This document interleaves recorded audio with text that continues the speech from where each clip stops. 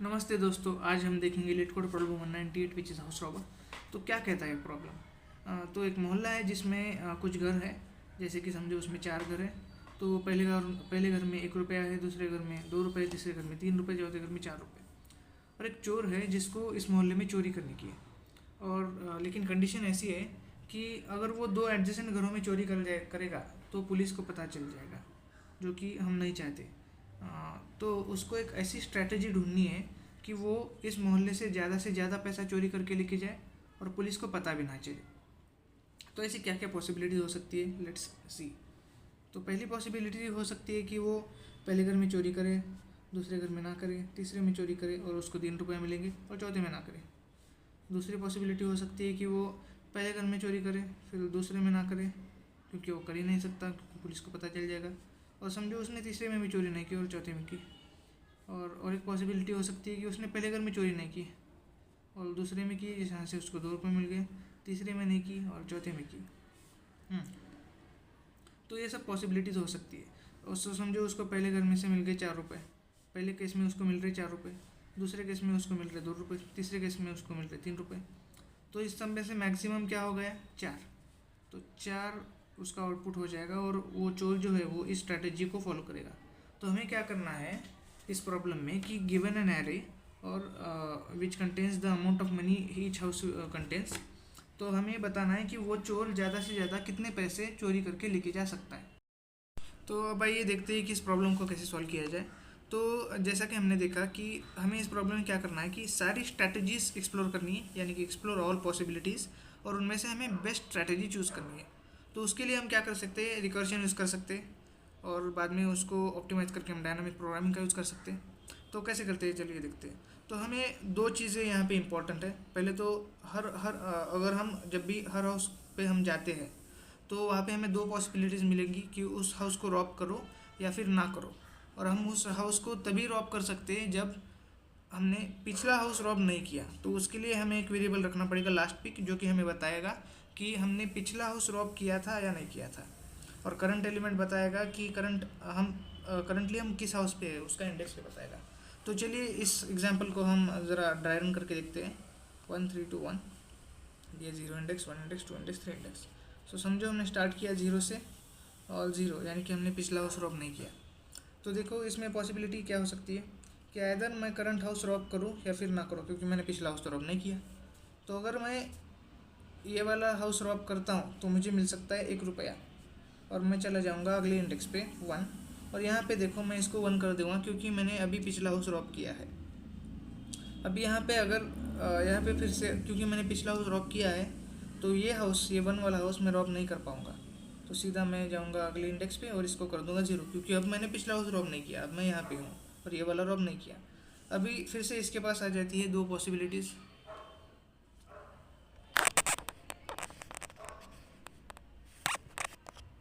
तो आइदर ये इस घर को रॉब कर सकता है और या फिर नहीं कर सकता। अगर वो ये हाउस को रॉब करेगा तो उसको मिलेंगे 3 रुपये और वो चला जाएगा अगले इंडेक्स पे। और अभी उसने पिछला हाउस रॉब किया है, ओके।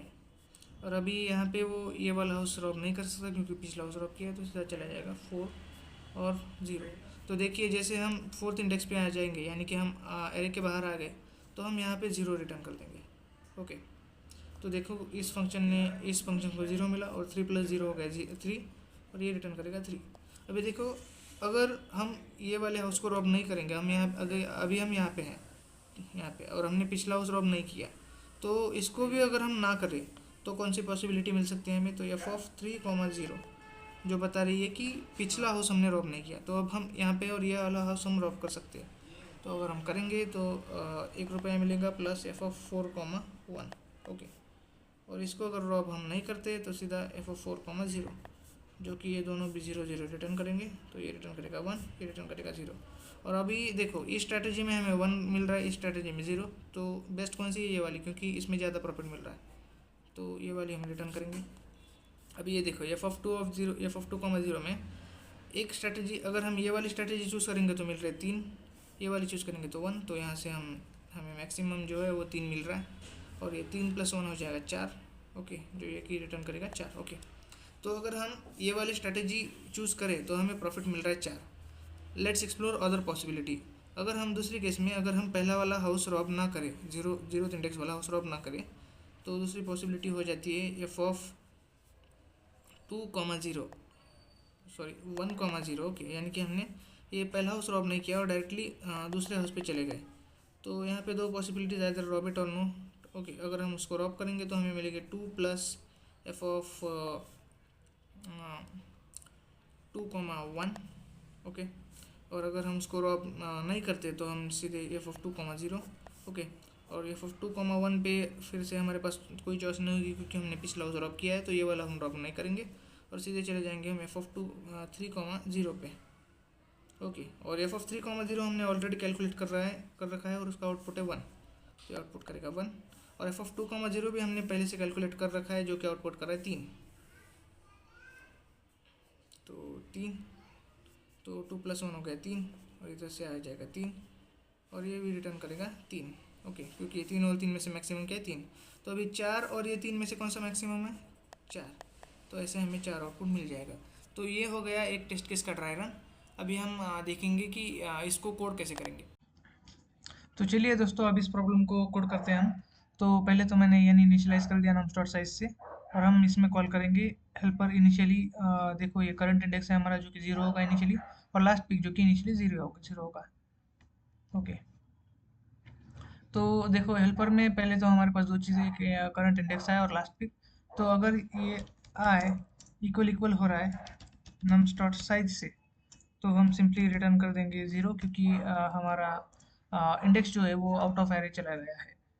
और अगर समझो अगर हमारे पास पॉसिबिलिटीज है सेलेक्ट या नॉन सेलेक्ट की, तो अगर हमने लास्ट का इंडेक्स पहले से लिया हुआ है तो हम इधर इधर हमारे पास एक ही पॉसिबिलिटी आ जाती है, जो कि हो जाती है कि इसको हम अभी करंट इंडेक्स को हम पिक नहीं कर सकते क्योंकि हमने लास्ट का पिक किया है। तो i+1, 0, नम्स। और अगर हमने लास्ट का इंडेक्स पिक नहीं किया हुआ, अगर लास्ट पिक अगर 0 है, तो हमारे पास दो पॉसिबिलिटीज आ जाती है, इधर रॉब इट और नॉट रॉब इट। ओके, तो मैं क्या करता हूँ, इधर एक आंसर वेरिएबल डिक्लेयर करता हूँ 0 से इसलिए क्योंकि हमें उसे मैक्सिमाइज करना है, तो हम मिनिमम वैल्यू से उसे इनिशियलाइज कर देंगे। तो answer is equals to maximum of answer comma, देखो अगर हम करंट हाउस को रॉब कर रहे हैं तो हमें पैसे मिलेंगे जो कि हो गया नम्स ऑफ आई प्लस, अभी हम फिर से हेल्पर कॉल करेंगे i+1 के लिए, और इस बार हमने क्योंकि करंट हाउस रॉब किया है तो इधर 1 डाल देंगे कॉमा नम्स। ओके, तो ये हो गई रॉबिट वाली केस। अगर हम उसको रॉब नहीं करना चाहते तो क्या हो जाएगा, हमारा answer is equal to max of answer comma nums of है हम नहीं लिखेंगे क्योंकि इस बार हम हाउस को रॉब नहीं कर रहे, हम सीधा एल पर कॉल कर देंगे i+1 को, अगले हाउस को उसको भेज देंगे, और जो करंट हाउस है उसने वो रॉब नहीं किया, यानी कि अगली बार हो जाएगा तो देखेगा कि पिछला हाउस उसने रॉब नहीं किया नम्स। ओके, और इस आंसर को हम रिटर्न कर देंगे। तो देखिए, चलिए रन करके देखते हैं इसको। तो देखिए टेस्ट केसेस पास हो गई, लेकिन आप अगर इसको अभी सबमिट करोगे तो ये देगा TLE, क्योंकि इसमें जो है वो ओवरलैपिंग सब प्रॉब्लम्स होते हैं, तो हम एक ही प्रॉब्लम्स बार बार सॉल्व नहीं करना चाहते। तो हम जब भी कोई प्रॉब्लम सॉल्व करते हैं, यानी कि करंट आए और लास्ट पीक के लिए, तो हम उसको एक क्या करेंगे, एक एरे में सेव कर लेंगे, उसको हम बोलेंगे कि DP एरे। तो एक बनाते हैं vector vector int, okay DP। तो DP की साइज होगी n हमारे, और जो हर एक DP की रो जो होंगी वो दो साइज की होंगी, क्योंकि उसमें दो पॉसिबिलिटीज है, इधर पिकेट और नॉट पिकेट। तो वेक्टर इंट 2, माइनस, और पूरे DP को हम इनिशियली -1 से इनिशियलाइज कर देंगे। तो ये DP को भेज देते हैं, तो ये मैं उठा लूँगा और इसको रेफरेंस से भेजेंगे। तो अभी हम इधर क्या करेंगे, चेक करेंगे कि DP of I last pick अगर ये -1 नहीं है, इसका मतलब हमने उसे पहले ही सॉल्व कर दिया, क्योंकि इनिशियली तो हमने पूरा -1 से इनिशियलाइज कर दिया है, और अगर वो करंटली -1 नहीं है मतलब वो प्रॉब्लम हमने पहले ही सॉल्व किया हुआ है, तो इसको हम रिटर्न कर देंगे क्योंकि हम बार बार सॉल्व नहीं करेंगे। और अभी हम क्या करेंगे कि जो जहाँ जहाँ भी हम रिटर्न कर रहे हैं वैल्यू, उसको हम एक डीपी में स्टोर कर देंगे इजिकल्स टू ओके। जैसे कि यहाँ पे एक रिटर्न कर रहे हैं और यहाँ पे एक रिटर्न कर रहे हैं, तो ये दोनों वैल्यू को हम डीपी में स्टोर कर देंगे। और इन सारे रिकर्शन को रिकर्सिव कॉल्स में हम डीपी को भेज देते हैं। तो चलिए अब रन करके देखते हैं।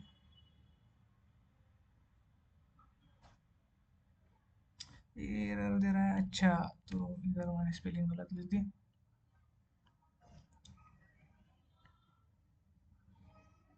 तो देखिए ये एक्सेप्ट हो गया, अभी सबमिट करके देखते हैं।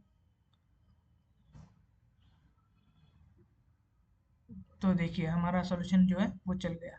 So thank you guys. अगर आपको सॉल्यूशन पसंद आया हो तो वीडियो को लाइक कीजिएगा।